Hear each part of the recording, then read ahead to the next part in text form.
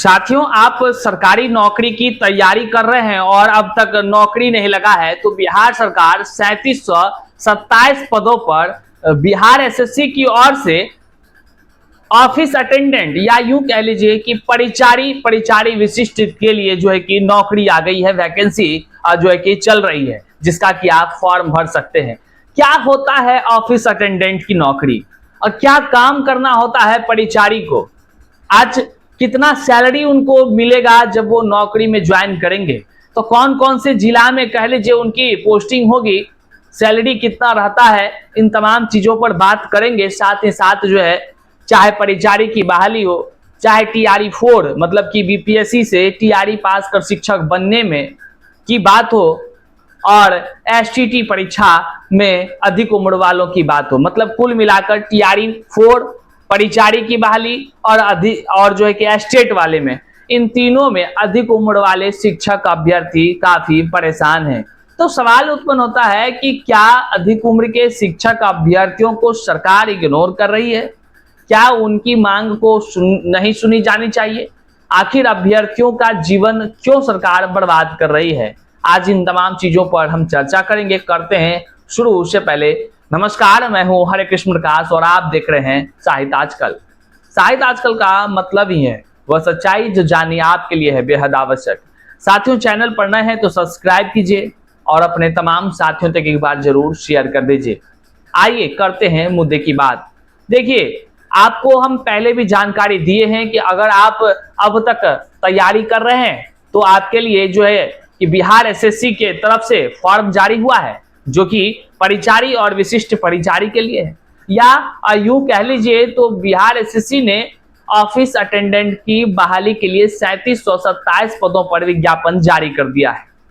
साथियों, आप परिचारी या विशिष्ट परिचारी का फॉर्म भर दिए हैं तो आपको बेहतरीन रूप से तैयारी करनी बहुत ही जरूरत है, क्योंकि देश भर के अभ्यर्थी इसमें फॉर्म भरेंगे और किस तरह से प्रतिस्पर्धा का दौर होगा यह तो आप जानते हैं। इसके लिए आज हम बात करने जा रहे हैं चक्षु प्रकाशन का यह सबसे बेहतरीन पुस्तक आ गया है जो प्रैक्टिस सेट है। साथियों, बिहार एसएससी के बिहार कर्मचारी चयन आयोग के तरफ से जो कार्यालय परिचारी या परिचारी विशिष्ट पदों पर जो बहाली निकली है उसके लिए सबसे बेस्ट यह पुस्तक है। साथियों, आप देखेंगे तो नवीनतम पाठ्यक्रम पर आधारित है। प्रारंभिक परीक्षा के लिए आप इसमें बात करेंगे तो जो इसमें रखा गया है कि सामान्य अंक गणित के 30 अंक होंगे, सामान्य ज्ञान के 40 अंक होंगे, सामान्य हिंदी के 30 अंक होंगे, तो निश्चित तौर से पाठ्यक्रम पर आधारित है। आप यहां अगर देखेंगे इस प्रैक्टिस सेट का तो आप यहां आसानी से देखिए किस प्रकार से एकदम कुल मिलाकर आपको 20 सेट इसमें मिलेगा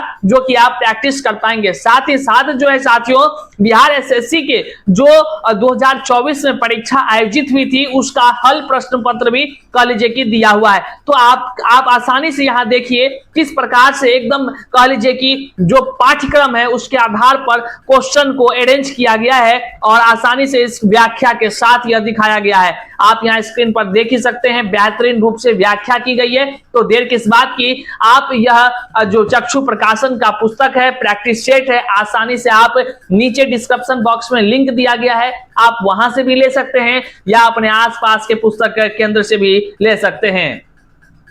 कल आपको हमने बताया था कि उसकी ऑनलाइन प्रक्रिया शुरू है और आपको ज्ञात होना भी चाहिए 24 सितंबर तक यह ऑनलाइन फॉर्म आसानी से आप भर सकते हैं। लेकिन कई अभ्यर्थियों का यह कहना था कि सर योग्यता क्या है, तो हम पहले इन तमाम चीजों पर चर्चा कर लेते हैं, फिर टीआरई 4 और स्टेट में अधिक उम्र वालों की चर्चा कर लेंगे। तो योग्यता क्या है, क्या अगर हम अदर स्टेट वाले हैं तो क्या बिहार में परिचारी की नौकरी के लिए फॉर्म भर सकते हैं? अलग अलग तरह से कमेंट आया हुआ है। कुछ लोग ये कहते हैं कि सिलेबस क्या रहेगा, उसमें क्या कुछ पढ़ना होगा, तो तमाम चीजों पर हम एक एक कर चर्चा करते हैं। सबसे पहले बात कर लीजिए, ये परिचारी की नौकरी है क्या, ऑफिस अटेंडेंट है क्या? साथियों, ये नाम से ही स्पष्ट है कि ऑफिस अटेंडेंट है, परिचारी है, परिचारी विशिष्ट है, मतलब कि ऐसा पद जो ऑफिस के तमाम जितने भी पदाधिकारी हैं उनके कामों में सहयोग करना।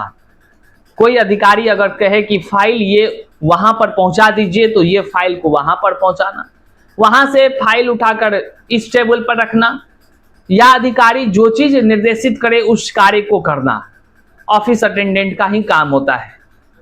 और साधारण से शब्दों में कहें तो परिचारी, विशिष्ट परिचारी के लिए कोई ज्यादा तामझाम की जरूरत नहीं होती है। एकदम आराम का नौकरी है, चिंता का विषय नहीं है, कोई माथा का टेंशन नहीं है। हाँ यही है कि अधिकारी जो आपको कहेंगे वो चीज तुरंत आप कर देंगे। अब फाइल वहां से लाना है, फाइल वहां पहुंचाना है, कुछ सामान मान लीजिए ऑफिस के कामों का कोई चीज लाना है, पेपर वगैरह, बहुत सारे डॉक्यूमेंट्स होते हैं, तो ये तमाम कार्य करने को होते हैं जो कि परिचारी के अंतर्गत आता है। बहरहाल अब कई सारे लोग कमेंट कर रहे थे कि सर इसकी योग्यता क्या है। देखिए इसकी योग्यता 10वीं पास रखी गई है। 10वीं पास, अगर आप मैट्रिक पास हैं तो निश्चित तौर से फॉर्म को आप भर सकते हैं। कौन भर सकता है, ये भी कई सारे कमेंट आ रहे हैं, कौन भर सकता है। कुछ लोग कह रहे हैं कि सर हम आसाम के हैं तो क्या हम बिहार में ऑफिस अटेंडेंट का फॉर्म भर सकते हैं, तो निश्चित तौर से आप भर सकते हैं। पूरे भारत के अलग अलग क्षेत्रों के लोग इस फॉर्म को भरकर नौकरी पा सकते हैं। अब सवाल उत्पन्न होता है, आपके मन में चलता होगा कि ऑफिस अटेंडेंट को सैलरी कितना मिलता होगा, कहीं सैलरी के हिसाब से ना सारा काम होगा। तो सैलरी बता दें आपको 30,000 से प्लस आपको शुरुआती के समय में मिलने जा रहा है साथियों।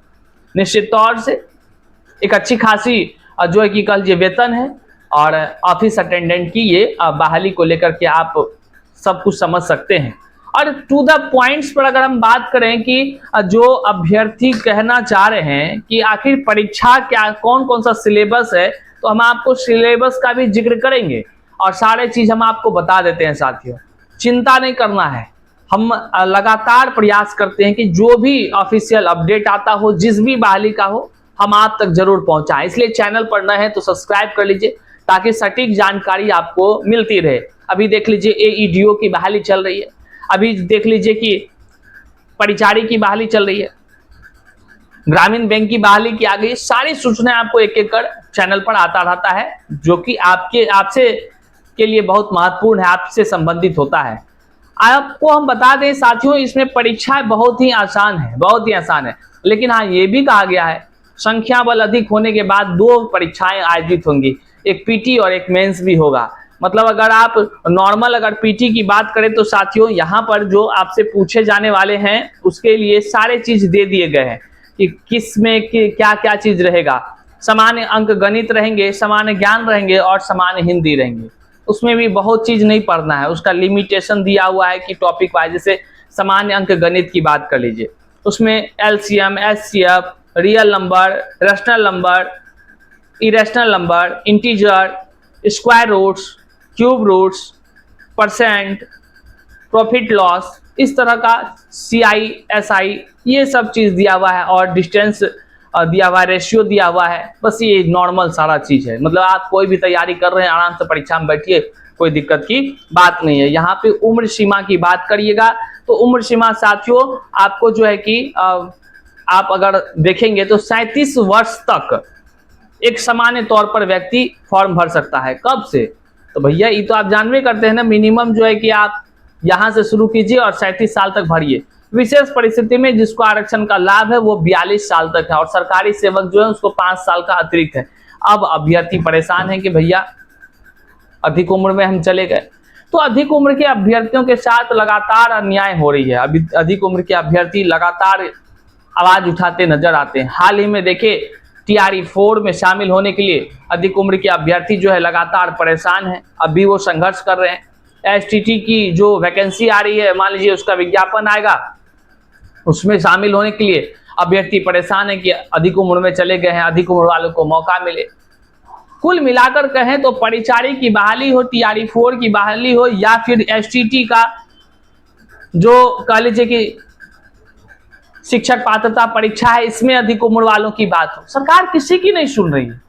ना जाने क्यों अधिक उम्र वालों से सरकार को दिक्कत है, जबकि अधिक उम्र के अभ्यर्थी लगातार गुहार कर लगा रहे हैं। कल ही हमको मैसेज आ रहा था, लगातार फोन आ रहा था कि भैया आखिर हम करें क्या, अधिक उम्र के अभ्यर्थियों के लिए कुछ कीजिए।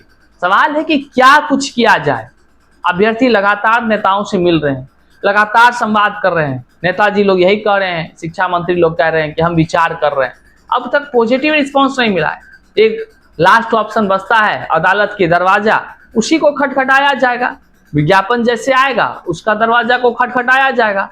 तो जितने भी अधिक उम्र के अभ्यर्थी हैं उनकी अपीरा कई सारे हैं। वे कह रहे हैं समाज में कैसे चलें, इतने इतने डिग्री हमने किया, इतना इतना सारा चीज हमने किया, सरकार की गलती की वजह से जो है कि आज हम इस पीड़ा से गुजर रहे हैं। आखिर अधिक उम्र वाले अभ्यर्थियों को न्याय कैसे मिलेगा, ये अभ्यर्थी कहते नजर आ रहे हैं।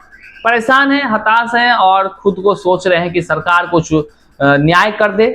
निश्चित तौर से अगर सरकार न्याय कर देती है तो अभ्यर्थियों की चिंताएं समाप्त हो जाएगी। लेकिन हमारा मानना है कि अधिक उम्र के अभ्यर्थियों की पहली प्राथमिकता नौकरी में होनी चाहिए। पहले अधिक उम्र वालों को चुन लिया जाना चाहिए, उसके बाद जो सीट बचे बाकी अन्य चीजों पर युवाओं को स्थान देना चाहिए। बहरहाल अब देखने का विषय है, सरकार क्या कुछ करती है। लेकिन आपको हम बताते चलें, वर्तमान में परिचारी की बहाली के लिए जोरदार तरीके से फॉर्म भरे जा रहे हैं। आपके भी आसपास कोई 10वीं कक्षा पास अगर व्यक्ति है तो निश्चित तौर से यह वीडियो उन तक पहुंचा दीजिए। जो अधिक उम्र के अभ्यर्थी हैं निश्चित तौर से उनकी मांग जायज है, उनको न्याय मिलना चाहिए, यह वीडियो उन तक भी पहुंचा दीजिए। चैनल पर नए हैं तो सब्सक्राइब कीजिए। जो भी आपके मन में तकलीफ है कमेंट में जरूर बताइए। मुलाकात करते हैं अगले वीडियो में, तब तक के लिए जय हिंद।